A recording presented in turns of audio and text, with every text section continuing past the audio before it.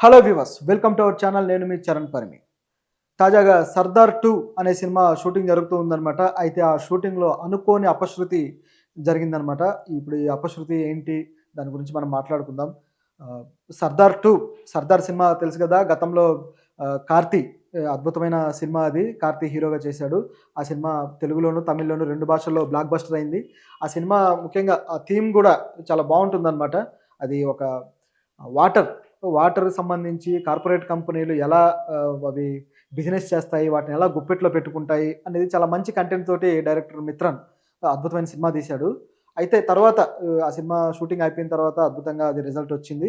ఆ cinema hit అయిన తర్వాత అతను ఇది సెకండ్ పార్ట్ కూడా ఉంటుందని చెప్పడం జరిగింది. ఆ తర్వాత ఇప్పుడు దానికి సెకండ్ పార్ట్ కూడా సినిమా షూటింగ్ స్టార్ట్ అయిపోయిందనమాట సోమవారం నుంచి. అంటే రెగ్యులర్ షూటింగ్. అది బిగిన్ చేసి చాలా రోజులైనా ఇప్పుడు రెగ్యులర్ షూటింగ్ స్టార్ట్ చేశారు.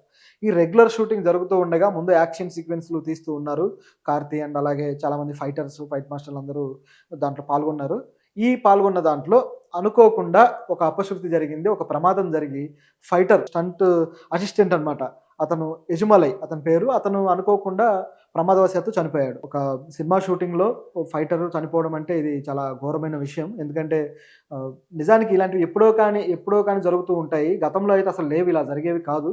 కానీ గత కొద్ది కాలంగా ఫైట్‌లు బాగా రియలిస్టిక్‌గా తీయడము, అట్లాగే భారీ క్యాన్వాస్‌లో తీయడము, ఇట్లాంటి సందర్భాల్లో ఏమవుతుందంటే ఫైటర్లు ఇట్లా చనిపోవడం, ఇలాంటి సందర్భాలు ఎదురవుతూ వస్తున్నాయన్నమాట. అయితే ఈ చనిపోయిన తర్వాత ఇతను ఇది ప్రమాదవశాత్తు చనిపోయాడు. అందరూ గూడా చాలా బాధపడ్డారు, టీమ్ కూడా. షూటింగ్ అయితే ప్రస్తుతానికి కొంచెం ఆపేశారు. దాంతో పాటు ఆయన కుటుంబ సభ్యులు కూడా చాలా బాధపడుతున్నారు. అయితే పోలీసులకు మాత్రం ఇది ఏంటి, ఎలా జరిగింది ప్రమాదం అనే డౌట్ ఉంది. సో, వాళ్ళు ఇన్వెస్టిగేషన్ అయితే స్టార్ట్ చేశారు. మరి దాన్ని ఏం చెప్తారో చూడాలి. అయితే ఇలాంటి ఫైటర్స్ గురించి మాట్లాడుకోవాలంటే, ఫైటర్స్ అనేవాళ్ళు ఇదనే కాదు, అనేక చోట్ల, అనేక సందర్భాల్లో వాళ్ళకు తీవ్రమైన గాయాలవుతుంటాయి. ఫైటింగ్స్‌లో గావచ్చు, యాక్షన్ సీక్వెన్స్ ఏవైనా సరే, చేజింగ్‌లు గావచ్చు, ఇలాంటివన్నిట్లో గూడా డూప్‌లు ముఖ్యంగా. ఇప్పుడు హీరోలకి డూప్‌లుగా పనిచేసే వాళ్ళు ఎవరైతే ఉంటారో, వాళ్ళకు చాలా తీవ్రమైన గాయాలు గూడా అవుతుంటాయి.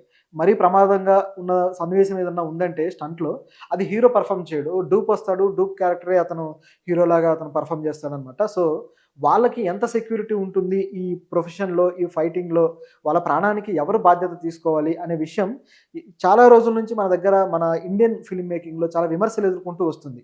చాలా కాలంగా చూసుకుంటే. ఇతననే కాదు, గతంలో కూడా ఇప్పుడు 'శంకర్' సినిమా కూడా 'భారతీయుడు 2' ఆ సినిమాకి సంబంధించి కూడా దాదాపు ఒక ప్రమాదవశాత్తు ముగ్గురు చనిపోయారు. అందులో ఈ కెమెరా అసిస్టెంట్లున్నారు, డైరెక్టర్ అసిస్టెంట్లున్నారు, స్టంట్ అసిస్టెంట్లున్నారు ఇట్లా.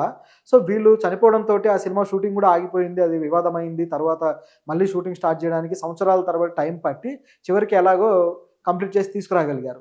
ఒక చిన్న ప్రమాదము, ఎంతోమంది చనిపోవడము, వాళ్ళకి మళ్ళీ కాంపెన్సేషన్ ఏదో ఇస్తారు.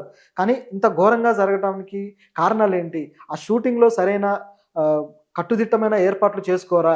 వాళ్ళ సెక్యూరిటీకి సంబంధించి ఎలాంటి చర్యలు తీసుకోరా ఈ డైరెక్టర్లు, అలాగే ఈ ప్రొడ్యూసర్స్ అనే క్వెషన్ వస్తుందనమాట. ఇదే కాదు, తెలుగులో గూడా ఇలాంటివి కొన్ని జరిగాయి. గతంలో 'రవితేజ' సినిమా ఐ థింక్ 'బలాదూర్' అనుకుంటా. ఆ సినిమాలో కూడా ఇంతే, ఒక నది సీన్ ఉంటుంది. నదిలో బోట్ సీన్. అందులో హీరోయిన్ అలాగే హీరో కూర్చొనుంటారు. హీరోయిన్ నెడితే నదిలో పడాలి. ఇది సీను. సో, ఆ సీన్‌లో హీరో బదులు డూప్‌ని పెట్టారనమాట. నది కదా! నది మధ్యలో ఈత కొట్టుకొని మళ్ళీ రావాలి కాబట్టి. సో, పెడితే ఆ డూప్ ఏమో మరి నాకు ఈత బాగా వచ్చన్నాడట. కానీ నిజానికైతే అతనికి అంతగా రాదు ఈత అనేది టాక్. సో, మొత్తానికి ఏదో హీరోయిన్ సన్నివేశం డైరెక్టరు షాట్ ఓకే అన్నాడు. వెంటనే నెట్టేశారు. అతను ఆ నదిలో పడ్డాడు. పడిన తర్వాత ఇంక రాలేదు. మరి వస్తాడేమో అనుకున్నారు. బాగా ఈతొచ్చు కదా అని అందరూ చూస్తూ ఉన్నారు యూనిట్ మొత్తం. కానీ అతను ఆ నది ప్రవాహం బాగా ఉంటుంది గదా! సో, ఆ ప్రవాహంలో అతను కొట్టుకుపోయాడనమాట. తర్వాత రెస్క్యూ టీమ్ వచ్చేసి మొత్తం వెతికినా సరే అతను డెడ్ బాడీ ఆ సరౌండింగ్స్‌లో దొరకలేదు. ఆ తర్వాత ఎప్పుడో ఆ రోజు సాయంత్రానికో ఎప్పుడో ఎక్కడో కొట్టుకుపోయి ఇంకెక్కడో దొరికిందనమాట. సో, ఇలాంటి సంఘటనలు జరిగినప్పుడు చాలా బాధాకరంగా ఉంటుంది. వాళ్ళు గూడా సినిమా ఇండస్ట్రీలోకి ఎన్నో కలలతోటొస్తారు. ఏదో సాధించాలి అని జెప్పేసి. వాళ్ళకెన్నో డ్రీమ్స్ ఉంటాయి. సో, హీరో డూప్‌గా చేస్తున్నాడంటే అతనెలా ఫీల్ అవుతాడు? తాను కూడా ఒక హీరో అంతటి స్థాయికి వెళ్ళాలని ఫీల్ అవుతాడు గదా! ఇలాంటి వాళ్ళు, ఇలాంటి కలలు కని వాళ్ళ కుటుంబాలు కూడా చిన్న కుటుంబాలుంటాయన్నమాట. పేద కుటుంబాలుంటాయి. టెక్నీషియన్స్ చాలా వరకు గూడా పేద కుటుంబాలు, చిన్న తరహా, ఏదో ఒక మధ్య తరహా కుటుంబాలు ఇలాగే ఉంటాయన్నమాట. ఎందుకంటే అందరికీ అదే గొప్ప తరహా పేమెంట్‌లు గాని ఇట్లా ఏమి ఉండవు. సాధారణంగానే ఉంటుంది గాబట్టి వాళ్ళ కలలు, ఆ కలలు నెరవేర్చుకొని ఎదగాలి అని వస్తారు. ఇలాంటి వాళ్ళకి ఇలాంటివి జరుగుతూ ఉంటే చాలా బాధాకరంగా అనిపిస్తుంది. అది మన దగ్గరే ఎందుకు జరుగుతాయి? హాలీవుడ్‌లో జరగవా? లేపోతే వేరే హిందీ ఇండస్ట్రీలో జరగవా? అంటే మన ఇండియన్ ఇండస్ట్రీస్ తీసుకుంటే మన తెలుగు కావచ్చు, తమిళ్, అలాగే కన్నడ, మలయాళం, అలాగే హిందీ. ఇక్కడ మన ఇండస్ట్రీలో కొన్ని ఈ రెస్క్యూకి సంబంధించి కావచ్చు, ఈ రక్షణ వ్యవస్థ కావచ్చు, ఇది పటిష్టంగా లేదు అనేది ఈ గతం నుంచి కూడా ఈ స్టంట్ మాస్టర్ల యొక్క ఆరోపణ అనమాట. స్టంట్ మాస్టర్లే ఇప్పుడు వాళ్ళ ఫైటర్లు ఎవరైతే ఉన్నారో వాళ్ళని కాపాడుకోవాల్సిన బాధ్యత కూడా మాస్టర్ మీద ఉంటుంది.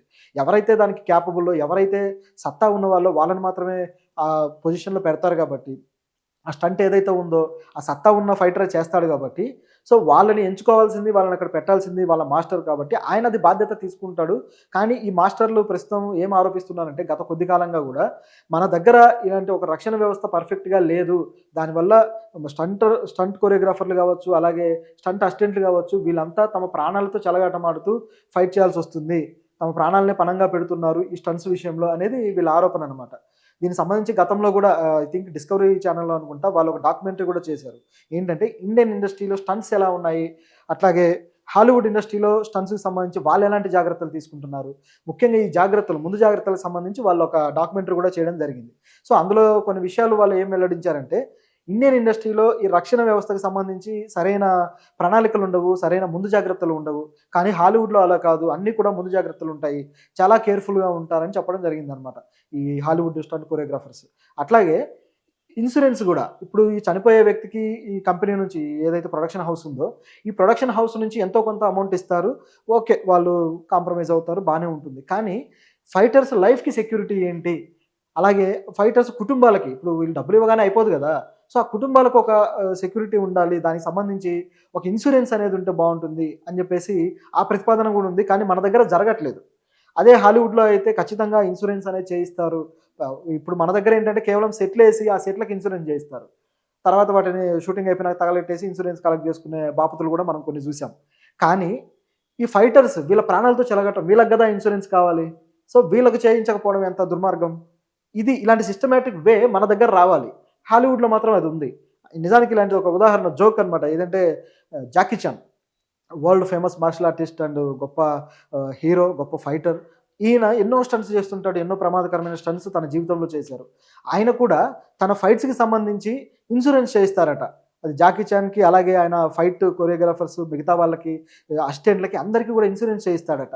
అయితే తన ఇన్స్యూరెన్స్ విషయంలో కూడా ఎన్నో సార్లు దెబ్బలు తగలడం, ఇన్స్యూరెన్స్ కంపెనీలు డబ్బులిచ్చి నష్టపోవడం ఇదంతా జరిగిన తర్వాత చివరికి ఇక ఇన్స్యూరెన్స్ కంపెనీలు కూడా చేతులెత్తి దండం పెట్టాయట. 'జాకీ చాన్‌కి మేము ఇన్స్యూరెన్స్ చేయము. ఆయనకి ఇన్స్యూరెన్స్ మేము తీసుకోము. మాకు ఆ కెపాసిటీ లేదు' అని. ఎందుకంటే 'జాకీ చాన్' దెబ్బలు తగలకుండా రాడు గదా!